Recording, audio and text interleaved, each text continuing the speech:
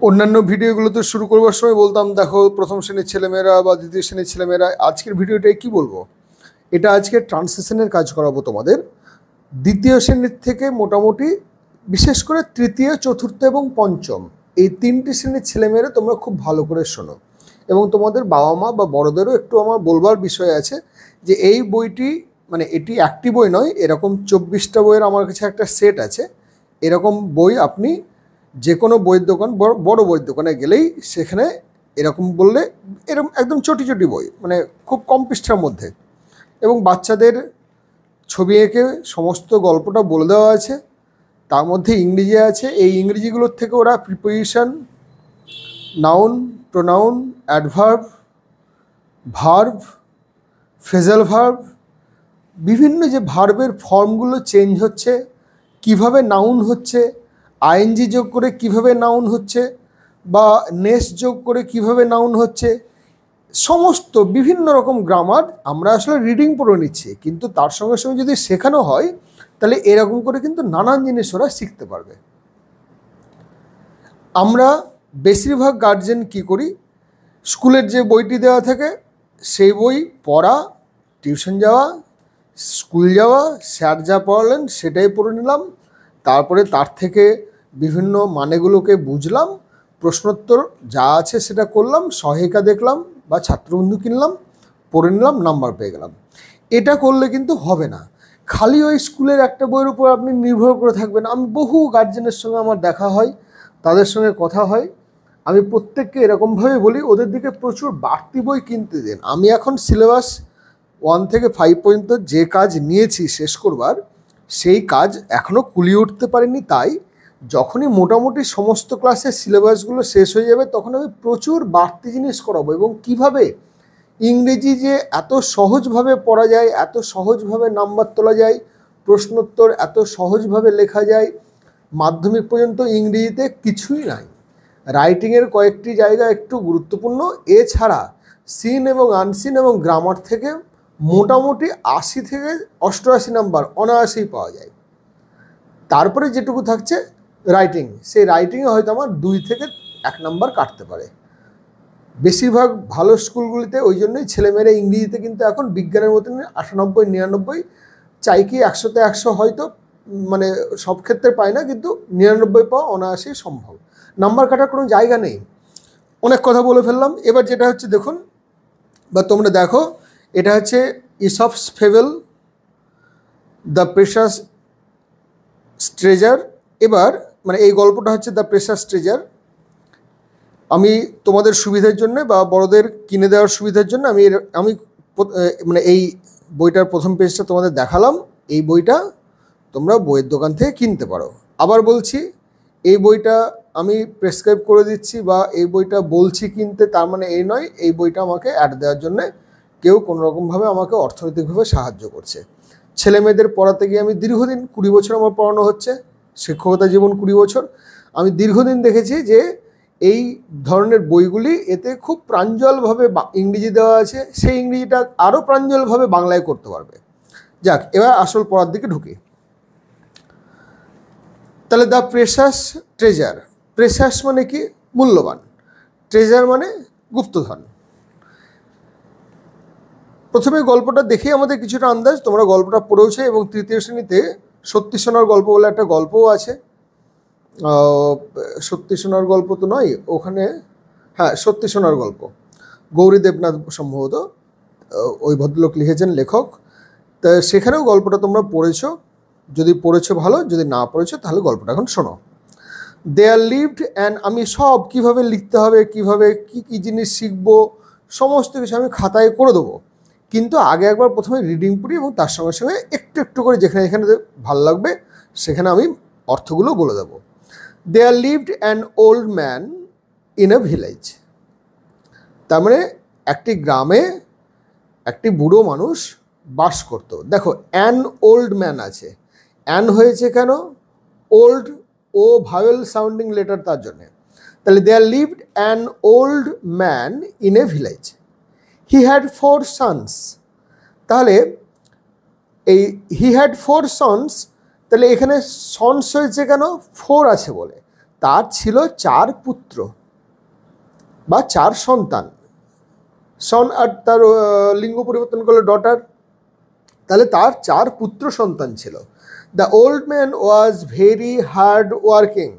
দেখো এই হার্ড ওয়ার্কিংয়ের মধ্যে অনেকগুলো শব্দ লুকিয়ে আছে। প্রথমত হার্ড মানে কঠোর, তারপরে হার্ড ওয়ার্ক মানে কঠোর পরিশ্রম, হার্ড ওয়ার্কিং আইএনজি যোগ করে এটাকে নাউন করে দেওয়া হয়েছে, পরিশ্রমী। তাহলে সেই বৃদ্ধ মানুষটি ছিলেন ভেরি হার্ড ওয়ার্কিং, খুবই পরিশ্রমী বা কঠোর পরিশ্রমী। He would spend most of his day working in his fields. তিনি স্পেন্ড মানে কাটিয়ে দিতেন, মোস্ট অফ হিজ ডে দিনের বেশিরভাগ সময়ই ওয়ার্কিং ইন হিজ ফিল্ড, তার মাঠেই কাজ করে। মানে দিনের বেশিরভাগ সময় মানে কি রাত্রিকাল তা নয়, দিনের আলো যতক্ষণ দেখা যেত তার বেশিরভাগ সময়টাই সে মাঠেই কাটিয়ে দিত, তার নিজের যে ক্ষেত সেই ক্ষেতেই কাটিয়ে দিত। His sons were lazy and spent most of the day sleeping. তার ছেলেরা ছিল অত্যন্ত কুঁড়ে এবং বেশিরভাগ দিনটাই কাটিয়ে দিত স্লিপিং, ঘুমিয়ে। স্লিপ মানে ঘুম, আর স্লিপিং মানে ঘুমন্ত অবস্থায় বা ঘুমিয়ে। One day the father realised that his end was near. তোমরা যদি পুঙ্খানুপুঙ্খ বা একদম আক্ষরিক বাংলা করো তার মানে দাঁড়াবে ওয়ান ডে, একদিন, দ্য ফাদার রিয়ালাইজড, বাবা অনুভব করলেন, তাদের বাবা অনুভব করলেন বা অনুধাবন করলেন বা বুঝতে পারলেন, that his end was near, যে তার শেষ কাছিয়ে এসেছে। তার মানে শেষের দিন কাছিয়ে এসেছে মানে কি তার মৃত্যুর সময় হয়ে এসেছে। খুবই দুঃখজনক ঘটনা, আমাদের প্রত্যেকের জীবনে এরকম একটা পরিস্থিতি আসে। He called his sons and said, তিনি তার, এখানে হি বলতে সে বলবো না, বয়স্ক মানুষ এবং যথেষ্ট পরিশ্রমী অর্থাৎ শ্রদ্ধার মানুষ, আমরা কিন্তু এই বুড়ো মানুষটিকে তিনি বলেই কথা বলবো। He called his sons and said, তিনি তার ছেলেদের ডাকলেন এবং বললেন, মাই সন্স, আমার ছেলেরা বা বাছারা আমার, I am going to die, আমি মরতে বসেছি বা আমি মরতে চলেছি, মানে আমার বয়স হয়ে গেছে বাছা, আমি এখন 3 কালে সে 1 কালে ঠেকেছে। Immediately one of the sons cried out. দেখো ইমিডিয়েটলি মানে একদম তৎক্ষণাৎ, মানে কি বাক্য শেষ হয়েছে কি হয়নি, বাবার বা কথা শেষ হয়েছে কি হয়নি, তৎক্ষণাৎ যা খুশি তুমি তাই বলতে পারো। Immediately one of the sons, তার কোনো এক ছেলে, ক্রাইড আউট। দেখো ক্রাই মানে চিৎকার করা, ক্রাই মানে কান্নাও হয়, কিন্তু ক্রাইড মানে চিৎকার করছিল বা চিৎকার করেছিল। এবার ক্রাইড আউট মানে আর্তনাদ করে ওঠা, মানে একদম ককিয়ে উঠলো আর কি। বাবা মারা যাবে, সঙ্গে সঙ্গে সবাই বলবে আরে না না না তুমি কি বলছো, ছি এমনি বলো না, বা সবাই মিলে কাঁদতে লাগলো, বা সবাই বললো যে না না তোমার কিছু হবে না, এরকম নয়। বাবা মরে যাবে শুনেই সঙ্গে সঙ্গে এক ছেলে, সে একদম মানে ভাবতেই পারবে না কি বললো, সে চিৎকার করে বললো, আর্তনাদ করে উঠে বললো, father what will happen to us, আমাদের তাহলে কি হবে, আমরা তো একদম বানের জলে ভেসে যাবো। মানে এতদিন পর্যন্ত আক্ষরিক অর্থে তোমাদের সামনে বলতেও খারাপ লাগে, মানে বাপের হোটেলে খাওয়া বলতে যা বোঝায় আর কি। ধীরে দামরা সব ছেলে জমিতে কাজ করবে, খাটবে, বিয়ে থা করবে, সংসার করবে, ছেলেপুলে হবে তা নয়, বাবার হোটেলে খাওয়ার, পায়ের উপর পা তুলে বসা। যে সমস্ত বাবারা ছেলেদের দিকে কাজ বুঝিয়ে দেয় না না, আর ওই এরকম করে ছেলেমেয়েদের পোশাক থেকে ঘর থেকে বের করে দেওয়া ভালো, তাতে অন্তত বাইরে কিছু করে খাবে, তাতে চুরি চামারি করে খেতে হয় তাও ভালো, কিন্তু ওই ঘরে বাবার হোটেলে বসে বসে খাওয়া সব থেকে খারাপ। What will happen to us, আমাদের কি হবে, আমরা কোথায় যাব, আমরা তো তাহলে জলে ডুবে যাব। ডোন্ট ওয়ারি সন্স, দুশ্চিন্তা করো না। এর অনেকগুলো বাক্য মানে বলা যাবে। ডোন্ট ওয়ারি সন্স, দুশ্চিন্তা করো না, ভয় পেও না। ওরি মানে আক্ষরিক অর্থ হচ্ছে ভয় পাওয়া, তার মানে তোমরা মোটেই ভীত হয়েও না। I have buried some treasure in the field, buried মানে বাড়ি থেকে বাড়ির, তার মানে পুঁতে রেখেছি আমি কিছু সম্পদ। ট্রেজার মানে হচ্ছে গুপ্তধন, সম্পদও বলা যায়। গুপ্তধন পুঁতে রেখেছি ইন দ্য ফিল্ড, মাঠে। মাঠে মানে নিজের মাঠে, নিজের ক্ষেতে বা জমিতে। আফটার আই ডাই, আমি মারা যাওয়ার পর, distribute it among your selves. Your self, SELF, তার থেকে সেলভস হয়েছে, কেন কি এটা বহু বচন বোঝাচ্ছে। সেলফ থেকে সেলভস হয়, শেষে ELF থাকলে LF উড়ে গিয়ে, মানে F উড়ে গিয়ে VES হয়ে যায়।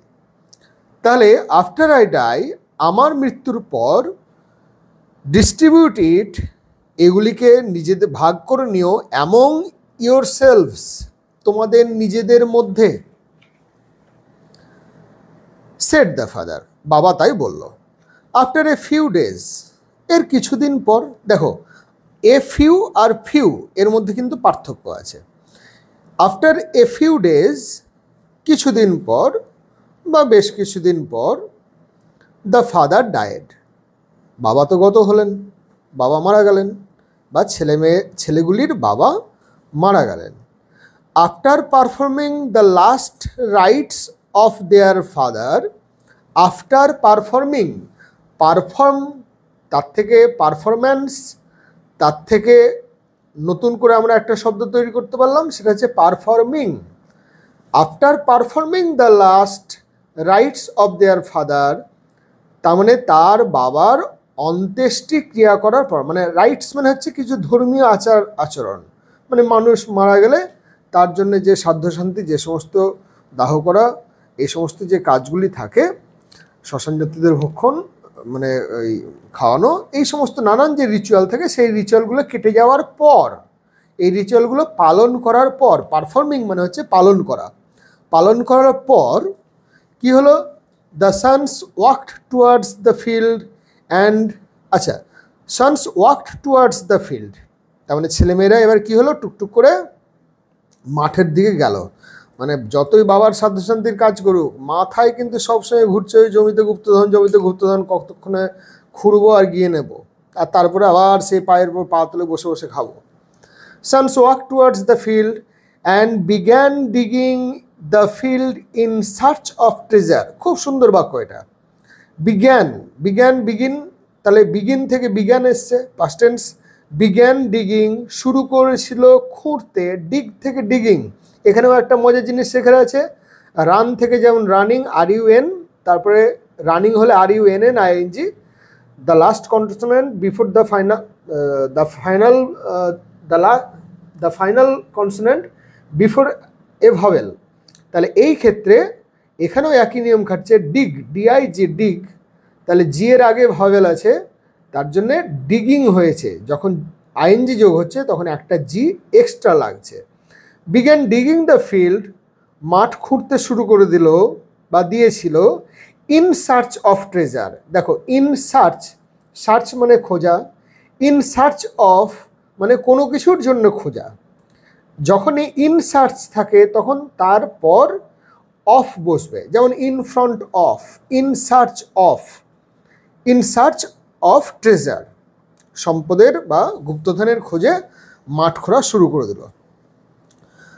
Soon the sons had dug almost the whole field. খুব দ্রুত, 4 ভাই 4 কোণার থেকে লেগেছে, খুব তাড়াতাড়ি গোটা মাঠটাই মোটামুটি চষে ফেলা গিয়েছে। ডাগ মানে এখানে কিন্তু গর্ত খোঁড়া বলবো না, চষে ফেলা বলবো। আমরা কোনো জিনিস হারিয়ে গেলেও এই কথাটা কিন্তু বলি, গোটা ঘর চষে বেড়ালাম কিন্তু তাতেও কিন্তু জিনিসটা পেলাম না। তাহলে চষে বেড়ালাম মানে কি, একদম চাষ করলাম, তার মানে পুঙ্খানুপুঙ্খ প্রত্যেকটা জায়গা দেখা, এই বিষয়টাকে কিন্তু চষে বেড়ানো বলে। তাহলে তারা গোটা মাঠটাই প্রায় চষে দিয়েছে, খুঁড়ে দিয়েছে। But they could not find any treasure, কিন্তু তারা কোনো সম্পদ দেখতে পেল না বা গুপ্তধন দেখতে পেল না। দেখো এখানে কুড নট ফাইন্ড বলেছে, কুড নট যেহেতু পাস্ট টেন্স হচ্ছে তার জন্যে ফাইন্ড হয়েছে, না হলে কিন্তু ফাউন্ড হতো। তাহলে could not find any treasure. The disheartened sons sowed the seeds in the field to reap the benefits of their labor. অনেক বড় বাক্য, আস্তে আস্তে বোঝাই। The disheartened sons, এখানে এই disheartened এই শব্দটার মধ্যে চারটে শব্দ লুকিয়ে আছে, জানো তো? একটা হচ্ছে হার্ট মানে হৃদয়, হার্টেন্ড, তারপরে ডিসহার্টেন্ড মানে হচ্ছে ভগ্ন হৃদয়ে। দ্য ডিসহার্টেন্ড সন্স, ভগ্ন হৃদয় ছেলেমেয়েরা, তার মানে যাদের হৃদয় ভেঙে গিয়েছিল, মানে মন ভেঙে গিয়েছিল, গোটা জমি খুঁড়েও তো একটা সোনা দানা তো দূরের কথা, 1 কোটি পয়সাও পায়নি। এবার যেহেতু খোঁড়া হয়েই গিয়েছে, শোড দ্য সিডস, ছড়ালো বীজ, ফসলের বীজ, ইন দ্য ফিল্ড, জমির মধ্যে, to reap the benefits of their labour, তার মানে তাদের কষ্টের পুরস্কার স্বরূপ বা ফসল তোলার জন্যে। মানেটা হচ্ছে এরকম, দেখ ভাই জমি তো খোঁড়া হয়েই গিয়েছে, যখন এই মাথার ঘাম পায়ে ফেলে এতটা খাটলামি, তাহলে চাষ করেই ফেলি বলে ওরা কিন্তু ফসল লাগিয়ে ফেলল। Sufficient rain yielded a good crop, তারপরে বৃষ্টিও হলো, বৃষ্টি হওয়ার ফলে কি হলো? যথেষ্ট পরিমাণ বৃষ্টি খুব ভালো ফসল ফলালো। The sons sold the crop in the market, ছেলেরা সমস্ত ফসল বাজারে বিক্রি করলো, অ্যান্ড আর্নড মানে অর্জন করলো বা উপার্জন করলো, এ লট অফ মানি। দেখো আবার সেই a few, lot of money আর এ লট অফ মানি এর মধ্যে কিন্তু অনেক পার্থক্য আছে। এ ফিউ আর ফিউ এর মধ্যে অনেক পার্থক্য আছে। দ্য এল্ডেস্ট সন, তার মানে ওরা অনেক অর্থ উপার্জন করলো। দ্য এল্ডেস্ট এটা কিন্তু সুপারলেটিভ ডিগ্রি হয়েছে। ডিগ্রি আমাদের 3 রকম আছে, এগুলো পরের দিন একটু বলবো, আজকে সময় লেগে যাচ্ছে প্রচুর। The eldest Son happily remarked, তাহলে কি হলো?